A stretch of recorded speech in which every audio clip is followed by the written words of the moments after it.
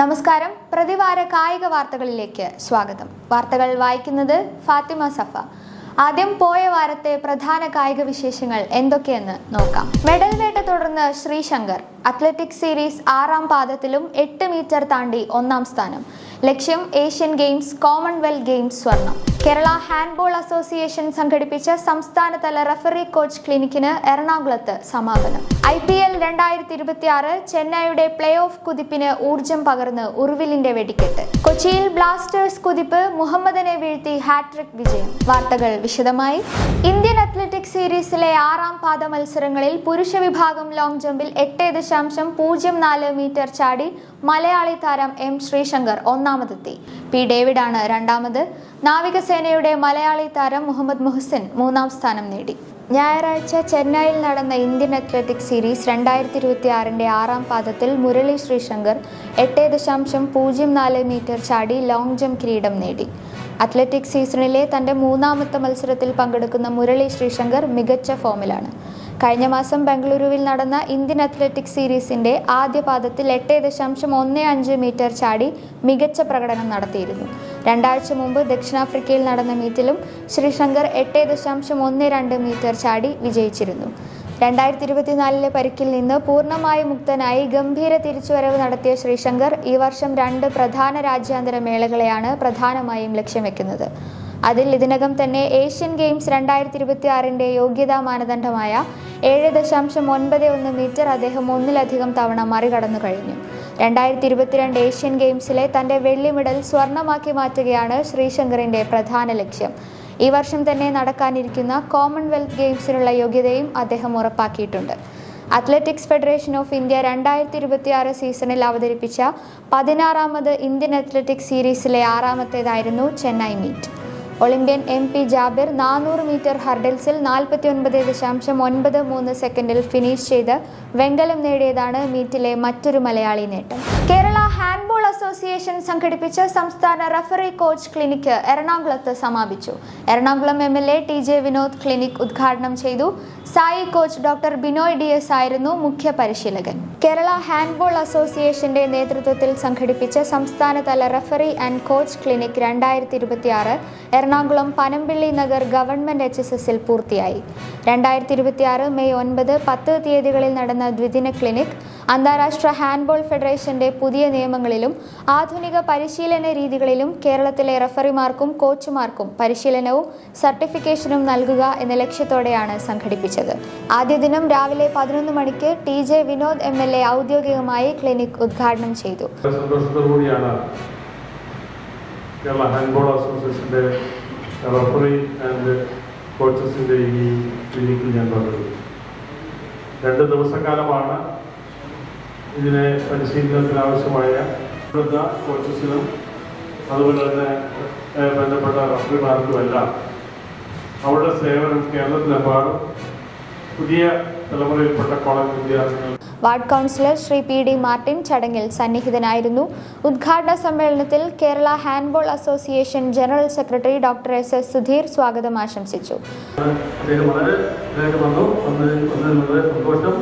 അതിന് കേരള ഹാൻഡ്ബോൾ അസോസിയേഷൻ്റെ പേരിലും നടക്കുന്ന നമ്മുടെ എന്താവശ്യപ്പെട്ടാലും മീറ്റിങ്ങിന് എല്ലാത്തിനും നമുക്ക് അവിടെ നല്ല സൗകര്യങ്ങൾ തരുന്നത് ഇത്രയും സ്പോർട്സ്മാൻഷിപ്പുള്ള ഒരു association senior vice president Shri CK Sanal അധ്യക്ഷ പ്രസംഗം നടത്തി.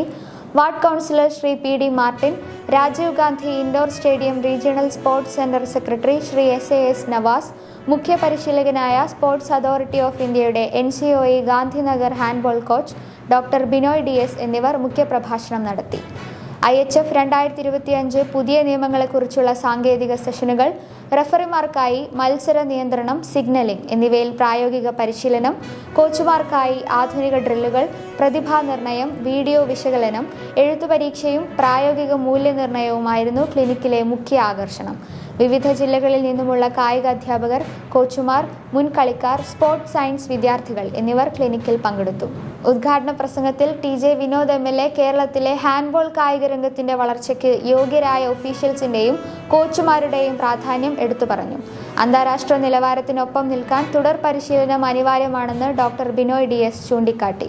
KHA ജോയിന്റ് സെക്രട്ടറിമാരായ സന്തോഷ് M പറയിൽ, Kency John, executive member Rajesh P, മുൻ മെമ്പർ മധുസൂദനൻ KV എന്നിവർ ആശംസകൾ അർപ്പിച്ചു. KHA ട്രഷറർ KM രാജീവ് കൃതജ്ഞത രേഖപ്പെടുത്തി.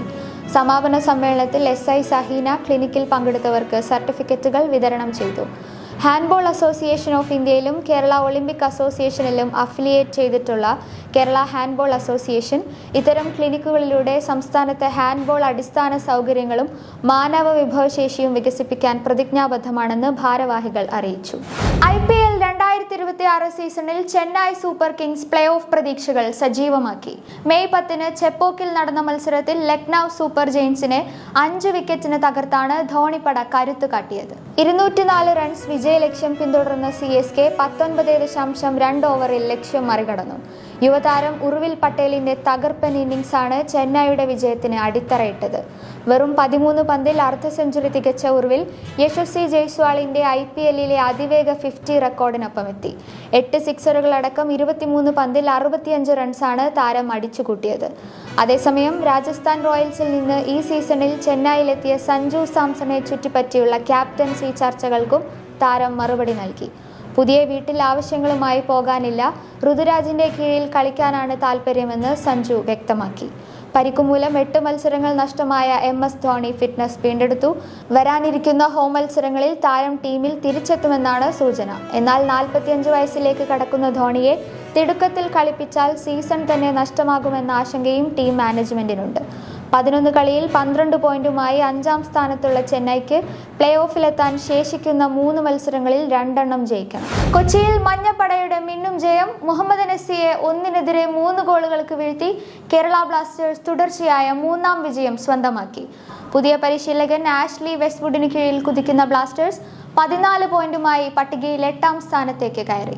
ISLൽ കേരള ബ്ലാസ്റ്റേഴ്സിന്റെ വിജയത്തേരോട്ടം തുടരുന്നു. കൊച്ചി കലൂർ സ്റ്റേഡിയത്തിൽ മുഹമ്മദ് നസിയെ 1-3 ഗോളുകൾക്ക് തകർത്ത് മഞ്ഞപ്പട തുടർച്ചയായ 3ാം ജയം സ്വന്തമാക്കി. പുതിയ പരിശീലകൻ ആഷ്ലി വെസ്റ്റ്വുഡിന് കീഴിൽ പുതുജീവൻ വീണ്ടെടുത്ത ബ്ലാസ്റ്റേഴ്സ് ആരാധകരെ ആവേശത്തിലാക്കുന്ന പ്രകടനമാണ് പുറത്തെടുക്കുന്നത്. ഈ വിജയത്തോടെ 12 കളിയിൽ 14 പോയിന്റുമായി ബ്ലാസ്റ്റേഴ്സ് പട്ടികയിൽ 8ാം സ്ഥാനത്തേക്ക് കയറി. ആദ്യ പകുതിയിൽ തന്നെ കളി കൈപ്പിടിയിലാക്കിയ ബ്ലാസ്റ്റേഴ്സ് ആക്രമണ ഫുട്ബോളിന്റെ മികച്ച ഉദാഹരണമായി. തുടർ ജയങ്ങളോടെ പ്ലേ ഓഫ് പ്രതീക്ഷകൾ സജീവമാക്കിയ ടീമിന് കൊച്ചിയിലെ ഗ്യാലറിയുടെ പിന്തുണയും ഊർജ്ജമായി. ഇനി സ്പോർട്സ് ആൻഡ് ഷോർട്സിലേക്ക് പോകാം. സ്പോർട്സ് അതോറിറ്റി ഓഫ് ഇന്ത്യയുടെ ഖേലോ ഇന്ത്യ, ഫിറ്റ് ഇന്ത്യ എന്നീ വിഭാഗങ്ങളും സൈക്ലിംഗ് ഫെഡറേഷൻ ഓഫ് ഇന്ത്യയും കേരള സൈക്ലിംഗ് അസോസിയേഷന്റെയും സംയുക്ത ആഭിമുഖ്യത്തിൽ വിവിധ ജില്ലാ സൈക്ലിംഗ് അസോസിയേഷനുകളുടെ സഹകരണത്തോടെ കേരളത്തിലെ 10 ജില്ലകളിൽ അസ്മിത വിമൻ സൈക്ലിംഗ് ലീഗ് സംഘടിപ്പിക്കുന്നു. കായിക മേഖലയിൽ സ്ത്രീകളുടെ പങ്കാളിത്തം ഉറപ്പാക്കുക എന്നതാണ് ഈ പദ്ധതി കൊണ്ട് ഉദ്ദേശിക്കുന്നത്. അണ്ടർ 16, 18, വിമൺ എലൈറ്റ് എന്നീ വിഭാഗങ്ങളിലായാണ് മത്സരം. വിജയികളാവുന്നവർക്ക് മെഡൽ, സർട്ടിഫിക്കറ്റ് എന്നിവ നൽകുന്നതാണ്. ഇതോടനുബന്ധിച്ച് ലോക സൈക്ലിംഗ് ദിനത്തിന്റെ ഭാഗമായി വിവിധ കേന്ദ്രങ്ങളിൽ നടത്തുന്ന സൈക്ലത്തോണിൽ പ്രായഭേദമന്യേ എല്ലാവർക്കും പങ്കെടുക്കാവുന്നതാണ്. പങ്കെടുക്കുന്ന എല്ലാവർക്കും സർട്ടിഫിക്കറ്റുകൾ നൽകുന്നതാണ്. ജൂൺ 4 മുതൽ 13 വരെയാണ് ജില്ലകളിലെ വിവിധ സിറ്റികളിലായി മത്സരങ്ങൾ നടക്കുന്നത്. കൂടുതൽ വിവരങ്ങൾക്കായി 9895 087992 9539012349 എന്നീ നമ്പറുകളിൽ ബന്ധപ്പെടാവുന്നതാണ്. ആർച്ചറി ലോകകപ്പ്, ഇന്ത്യക്ക് സ്വർണം. ഷാങ്ഹായ് ആർച്ചറി ലോകകപ്പിന്റെ 2ാം പാദ മത്സരങ്ങളിലെ റീകർവ് വിഭാഗത്തിൽ ഇന്ത്യൻ വനിതാ ടീമിന് സ്വർണം. ഒളിമ്പ്യൻ ദീപിക കുമാരി, അങ്കിത ഭക്, കുങ്കും മുഹൂദ് എന്നിവരുൾപ്പെട്ട ഇന്ത്യൻ ടീം ചൈനീസ് സംഘത്തെയാണ് കീഴ്പ്പെടുത്തിയത്. നിശ്ചിത 4 റൗണ്ട് അവസാനിച്ചപ്പോൾ സ്കോർ 4-4 സമനിലയായതോടെ മത്സരം ഷൂട്ട് ഓഫിലേക്ക് നീണ്ടു. ഷൂട്ട് ഓഫിൽ ഇന്ത്യ 5-4 1ാം സ്ഥാനം കരസ്ഥമാക്കി. പുരുഷന്മാരുടെ വ്യക്തിഗത കോമ്പൗണ്ടിനത്തിൽ സാഹിൽ ജാദവ് വെങ്കലം നേടി. ലയണൽ മെസ്സിയുടെ മിന്നും പ്രകടനത്തിൽ ടൊറന്റോ FCയെ 4-2 തകർത്ത് ഇന്റർ മയാമി. 1 ഗോളും 1 അസിസ്റ്റുമായി കളം നിറഞ്ഞ മെസ്സി മത്സരത്തിൽ വീണ്ടും താരമായി. മെസ്സിക്കൊപ്പം ലൂയി സുവാരസ്, റോഡ്രിഗോ ഡിപോൾ, സെർഹിയോ റെഗിലോൺ എന്നിവരും വല കുലുക്കിയതോടെ മയാമി ആധികാരിക ജയം സ്വന്തമാക്കി. കളിയിലെ 2 ഗോളുകൾക്ക് വഴിയൊരുക്കിയതോടെ മെസ്സി MLS-ൽ പുതിയ ചരിത്രം കുറിച്ചു. ലീഗിൽ ഏറ്റവും വേഗത്തിൽ 100 ഗോൾ കോൺട്രിബ്യൂഷൻ തികയ്ക്കുന്ന താരമെന്ന റെക്കോർഡാണ് 37കാരൻ സ്വന്തം പേരിലാക്കിയത്. വെറും 64 മത്സരങ്ങളിൽ നിന്ന് 59 ഗോളും 41 അസിസ്റ്റും അടക്കമാണ് മെസ്സി ഈ നാഴികക്കല്ല് പിന്നിട്ടത്. മെസ്സിയുടെ ഫോം തുടരുന്നത് മയാമിയുടെ കിരീട പ്രതീക്ഷകൾക്ക് കരുത്തേകും. പുത്തൻ കായിക വാർത്തകളുമായി വീണ്ടും കാണും വരെ നമസ്കാരം.